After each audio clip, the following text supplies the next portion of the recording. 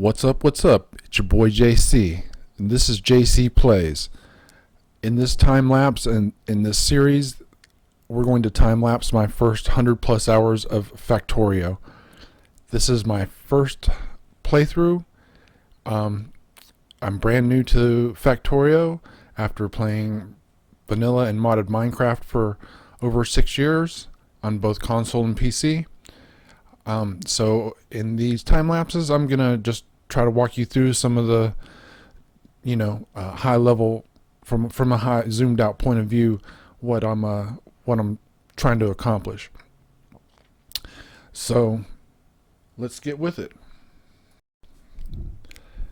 So I chose to play a little bit of a modified map. I chose the train option, which provides resources in pretty good sized patches as far as their volume goes. It's usually in the millions, above 10 million for most things. And copper, coal, stone, iron, it's not uncommon to find patches on this map, over 30 million pieces. Again, it's my first map, so I don't have a lot to compare it to.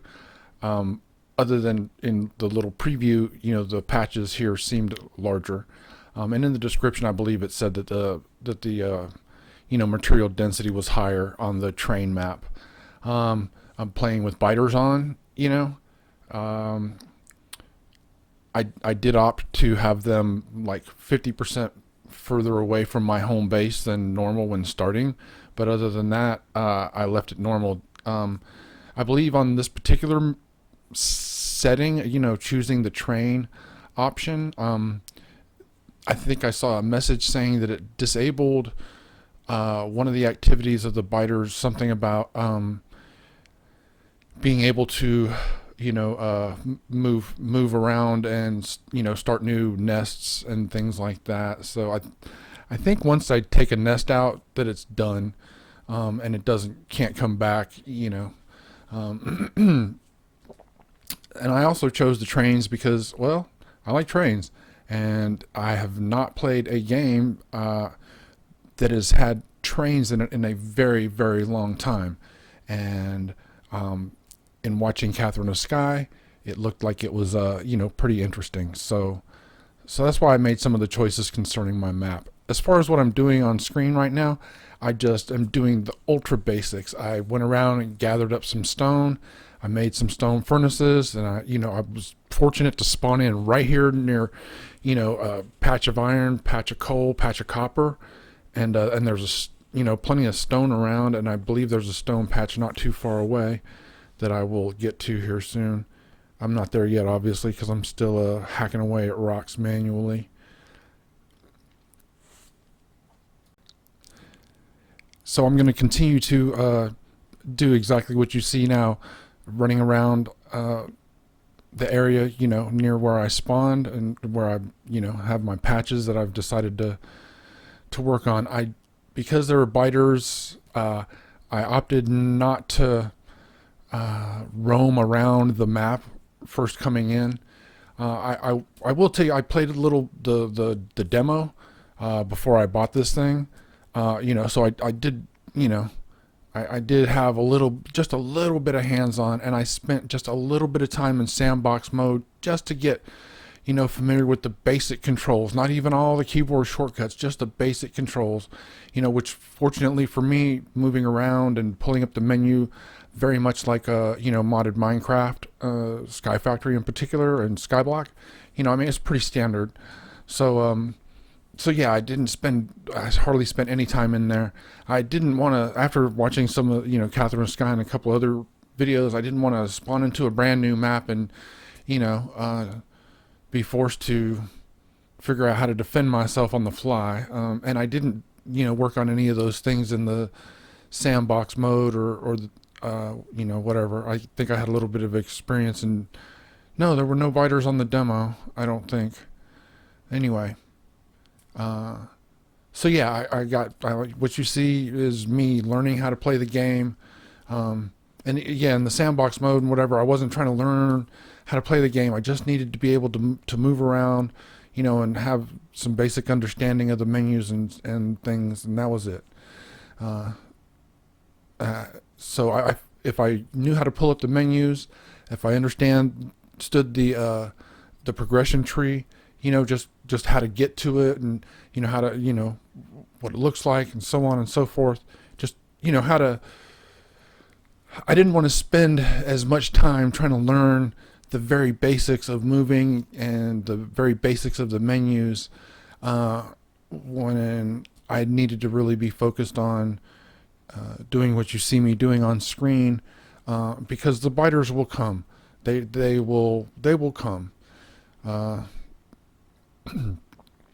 and so I wanted to spend my first few hours learning the basics and things, but I at least needed to know how to open the menus. So there we have that.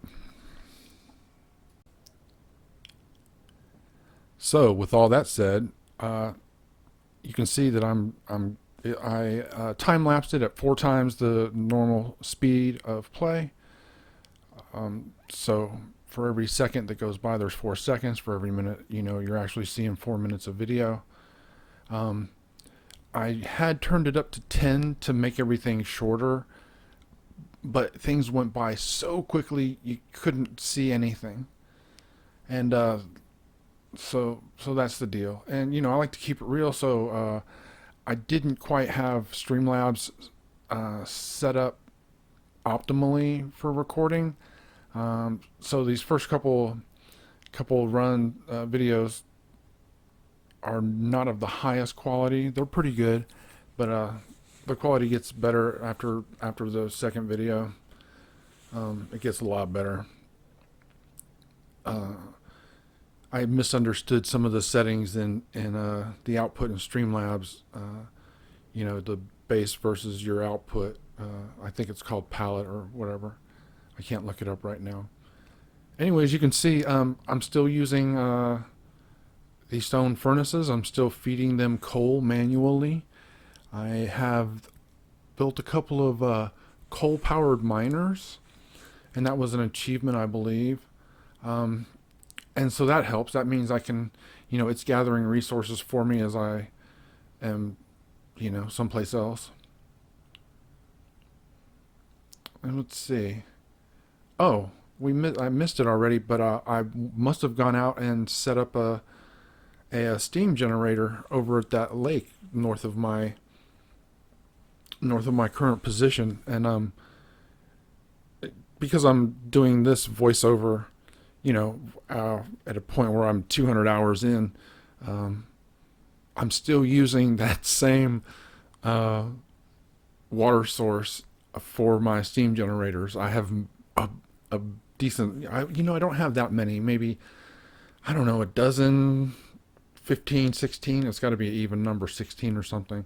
But I have so much solar in the future, and that was one of my choices early on. I like green, so and when I understood the mechanic about um, how the pollution affects the biters, and their it motivates them to attack or not attack your infrastructure or you.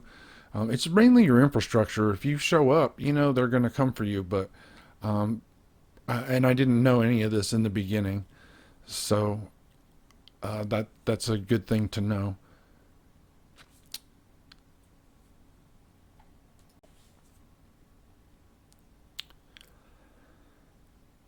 So at this point, I'm a little bit more than a half hour in. I already have automated mining. I have steam power. I have my science lab up and running, which required power. That's why I had to build the steam generator.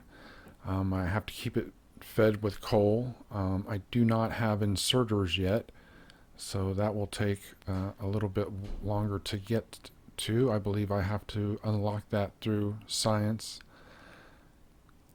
Um, I just be honest, the first 10 hours or so got a lot built, but it's grindy. The first couple of hours are probably the grindiest, some of the grindiest. Uh, but as soon as you have belts and inserters, and even just a basic wooden chest, the ability to create those, you can automate. Like I had my uh, miners on the coal patch, being self-fed, and yeah, it made life so much easier. And then I was able to, largely duplicate that around until I had enough belts to start building a little infrastructure and actually automating processes more fully. You see, I got another science lab, which apparently takes, I don't remember. It took a little effort to go ahead and squeeze off a second one, is what I'm trying to say at this point in the game. But I'm not new to this type of gaming, so um, I make the choice to invest in those things that advance the logic tree or the tech trees, and kind of get me where I'm trying to go. Um, and you will see I haven't edited it out, but there's a few times where I'm looking at my tech tree, trying to figure out what to do next, how to most efficiently use the sparse resources and abilities that I have on hand at the moment. I guess in the end, there's no wrong decision. I don't feel like I made any super bad decisions, considering that I really didn't know that much about the game. I'm obviously pausing here.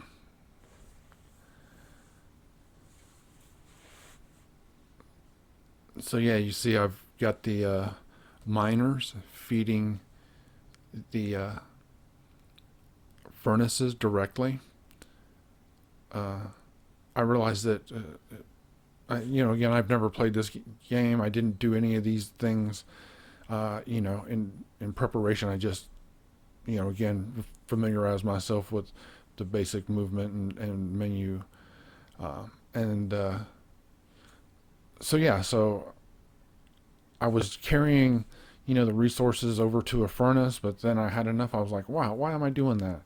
Let's just go ahead and feed the furnace anyway, because I wasn't making anything, I don't think, that required the unprocessed iron ore that was mined. And I had electricity, so my getting to an electric furnace at this point was not a realistic goal anytime soon. But the electric miners were a huge perk. I don't remember. I think in hindsight, I think I would have put the electric miners over on the patches, like the coal patch in particular. But I think I held off on that for a long time, and that was, I don't like to use the word regret, but in hindsight, that was probably not a great decision.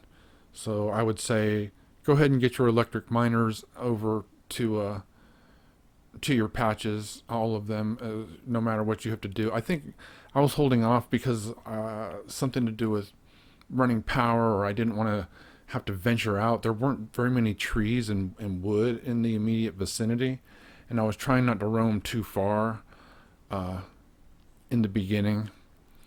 So again, I didn't know what to expect. I'd seen KOS and a couple of other people, their videos, but they're in mid game. They're not at the beginning, and I wanted to experience it myself. So oh, there's my steam generator. I got two. And later on, after I'd been playing for a while, I was interested in something about the mechanics of the steam generators, and so I looked something up on the wiki. I got to tell you, the Factorio wiki is super valuable, packed with tons and tons of information. And if you navigate to a page when you're looking for some information and more than the page is disclosing, share it with them. And it was a great resource for the things that I wanted to look up. I didn't spend hours there, but it's one of the resources I used to try to understand how to use the rail signals. Laying tracks is not a big deal. The concept of having everything moving in specific directions throughout your network. In other words, all of my trains run counterclockwise. Other people like to run them clockwise. I run them counterclockwise because it's the way we drive. We turn, it's like NASCAR. You're always turning to the left. So you keep everything everywhere turning to the left. have that uniformity. But I didn't understand how the rail signals worked, and I definitely didn't understand how the network tools worked. And so I looked those up and looked at their examples, and did a little reading. And this is later on from now. When I get to those points, throughout the course of these videos, I'll mention that.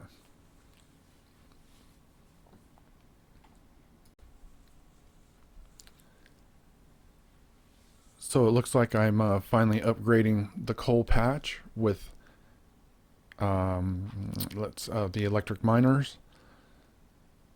And since there's no processing of the coal, you either use it or you don't. You use it in a recipe or whatever, but it's not like iron and copper where you can just smelt it right away. And that's the majority of how you end up using it. You use most of those materials in their initial processed form. So right here, I'm setting up my science, automate that, and I think I'm setting up some basic assembly for the belts. I've been doing that by hand, but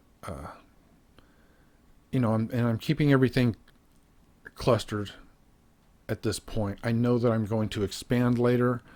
I know this is just really super early on in basic, so I'm trying to keep everything as compacted as possible, using as few of my sparse resources as possible. And when I say resources, I'm talking about the things I've been able to build, the assemblers, the inserters.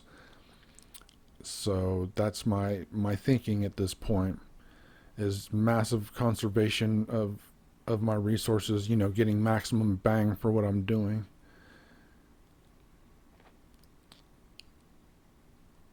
So I think I have chests, and I do have some inserters, so I'm using them to go ahead and empty the furnaces, so I have so that the everything continues to run nonstop. I don't have to service it as often as I did. So instead of it holding a stack, it holds a crate's worth. It'll process a crate's worth before it stops. Which is not such a bad thing. I think in hindsight that I spent an awful lot of time in this smaller state of build than I think I should have, but I have my reasons. I was really trying to get on top of my resources, because one of the first things I really wanted to build was a mall. I'd seen that on the Catherine the Sky and somebody else, and they were talking about their malls, and so I looked that up at some point after I'd started playing, and because I didn't understand the terminology, and so when I found out what a mall was and whatnot, I decided that I needed a mall as soon as possible, so that I could just feed it the resources and stop having to make things myself, and have something that is quasi organized, whether it was one large mall or several smaller non-interdependent manufacturing processes that were all clumped together. I think that's the difference between mall and some others like tileable or modular, is that the mall is interdependent. It has like one set of smeltery to process all of the metal ore coming in, and then it disperses it out through the entirety of the mall, however that happens. Whereas the tileable or modular, and I'm speaking from hindsight, I didn't know any of this really going in. Although again, my Minecraft and modded Minecraft experience helped out tremendously. If for nothing else, just my absolute comfort level with dealing with semi-complex and complex systems that I'm absolutely unfamiliar with. But have the experience and the comfort to take it on, no problem. It's just a game, right? It's just a game. It's for fun. It's how we enjoy ourselves. This This is what people who like to think come and play when they're tired of, shooting and hunting other humans. And believe me, it is very exciting to hunt another person in a virtual environment. It's exciting when they have hunted you down and, capped you from behind. And I'm not talking about spawn kills, just repeatedly on an FPS of some sort, uh, but, played a ton of Halo. And anyway, yeah, this was, and it was a departure from Minecraft. It's a great game, but after so many years, a little burned. So, yeah, my science is coming along. Oh, I'm making ammo and probably going to try to automate turrets.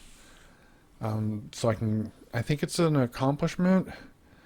Um, and I think maybe I had an encounter already, or I'm anticipating an encounter. I don't know. All I know is I got to build some turrets and some ammo and set that up to protect myself. I think that's the other thing though I didn't realize for a while until I had more infrastructure is that they didn't seem to be coming after me. You know, they would come after the infrastructure.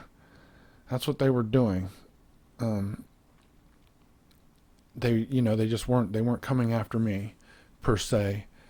So I mean, unless I was like right in their nest, they didn't have a lot of interest in me. I could be sitting in the train completely idle with all of my stuff turned off, and they just kind of, if they weren't there on attack mode, they just kind of wander around.